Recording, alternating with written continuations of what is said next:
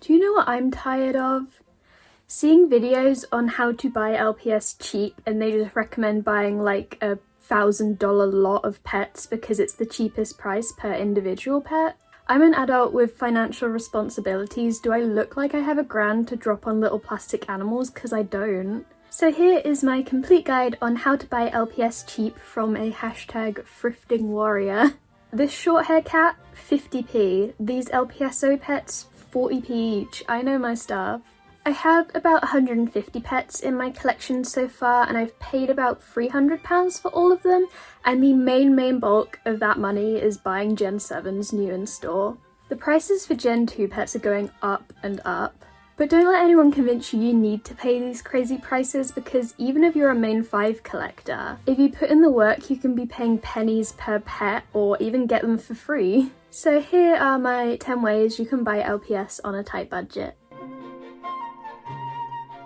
In my opinion, the absolute best price you're going to get for pets is on Facebook Marketplace, because the average age of a Facebook user is about 800.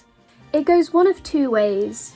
Either they're cleaning out their garage and they just want to get rid of stuff, so you get 100 pets for like £5, or they've just kind of vaguely heard they're worth a little bit of money, so they list like one fugly Gen 4 for like £100. The prices are usually amazing, but there are some downsides to Facebook Marketplace. Obviously there's the whole meeting up with strangers and driving long distances thing, but Facebook Marketplace most of all is so competitive. So if you search up Littlest Pet Shop on Facebook, you're going to want to press this save button, and then you'll get notifications every time a new listing is posted. And when you get that notification, you are going to drop everything. You are not going to check if the main 5s are authentic. You're not going to check the reviews unless they're concerningly low. You're going to message as soon as possible, because there are probably about 100 other people doing the same thing. And most of them are nasty, stinky resellers. Usually it's first come, first serve, but I have a not so ethical life hack that comes in handy. I've made up a fictional niece for this situation, and I always tell them about how excited my niece will be to get these pets. She doesn't exist. Yeah, I'm desperate, okay? Another tip for Facebook Marketplace is that there are a few more search terms you can find them under that are a lot less competitive. First off, you want to save LPS, because if people don't know what they are, they say LPS on the back of their heads, so that's what they're going to be listed as. But you will get a lot of like LPs instead. They're also often listed as Little Pet Shop and My Little Pet Shop. And I also find them pretty often under search terms like Girls Toy Bundle or Animal Toys, or even Car Boot Sale Job Lot or Yard Sale Job Lot. Also, my favourite hobby is checking the sold LPS listings and crying, why couldn't that be me? I'd also recommend joining your local buy and sell groups, because there's a lot less competition there. Personally, the number one place I buy Littlest Pet Shops is Vinted. I find it a lot easier to find good deals on there because things are being uploaded so much more often. You can get some really amazing deals, but what you need to do is sit there and reload it over and over again every couple of seconds. And again, you need to buy them like ASAP, don't check anything. It's a bit of a risk because you can't really check reviews or whether the main 5s are authentic or anything like that. But you just gotta go for it, because I've missed out on so many good things checking the reviews. One thing I noticed is that the best deals are always posted on Saturdays and Sundays. And they go up so much more often on weekends, like there's one every couple of seconds. So yeah, what you want to do is stick on a movie, keep Vinted open and just reload it for an hour, and I guarantee you will find something good. And I wanted to show you some of the best deals I've got on Vinted. This bundle of 18 pets was £8, and there are some really unique pets in here, some LPSO and blind bag pets. There were a couple in there I've wanted for a while, like the fish and the snake, but they did come smelling of cigarettes. And this lady actually messaged me after I bought them and said she's still cleaning, so if she finds any more, she'll throw them in for free, which could have meant 3 main 5s. It didn't, but it could have.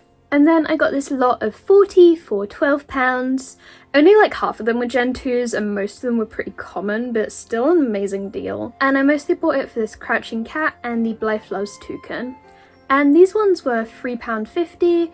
Again, fairly common pets and not great quality, but like that's literally 30p per pet. And I did press buy on this one, but the app crashed and someone else got it, and I mourn this loss every day.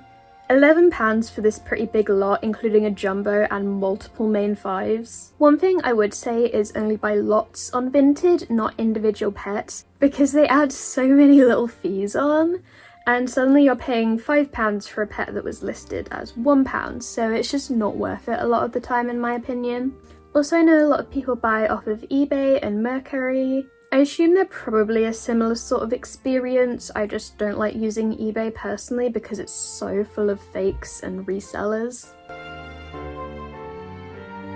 Another way to get pets cheaper is to buy damaged lots and fix them up. A lot of these are listed as bases for customs. Most of the time it is pretty easy to just repaint them or clean them or do a peg swap, whatever you need to do. I don't have much knowledge about cleaning stains off of pets, so it's worth it to do your own research, but usually these pets are sold super cheap because of the damage.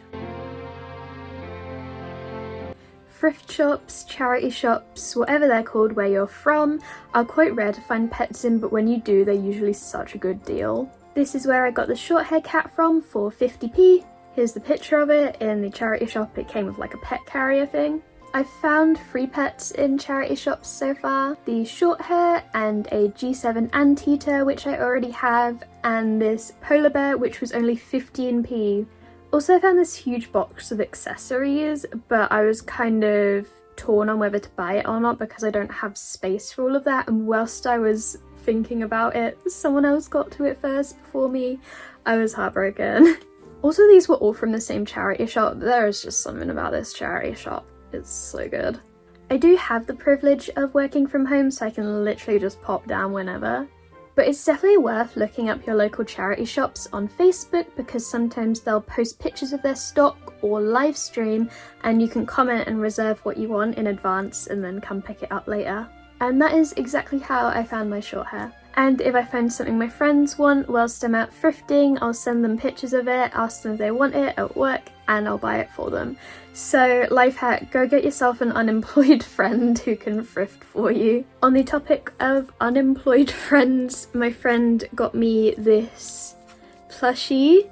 She found this in a charity shop and just gave it to me, so free pet, I'm not complaining. Also, another bit of advice, don't be afraid to rummage. A lot of the time you gotta look right in the bottom of toy bins, and a lot of the time you can find pets in these grab bags. And yes, you will look a bit silly as an adult digging through children's toys, but it's worth it, trust me, it's worth it. It's worth looking up if there are any vintage toy fairs or flea markets in your local areas because it's quite common to find them there. They're usually a bit more money than thrifted pets, sometimes ridiculously high prices honestly. But if you're UK based, I swear by AF Collectibles.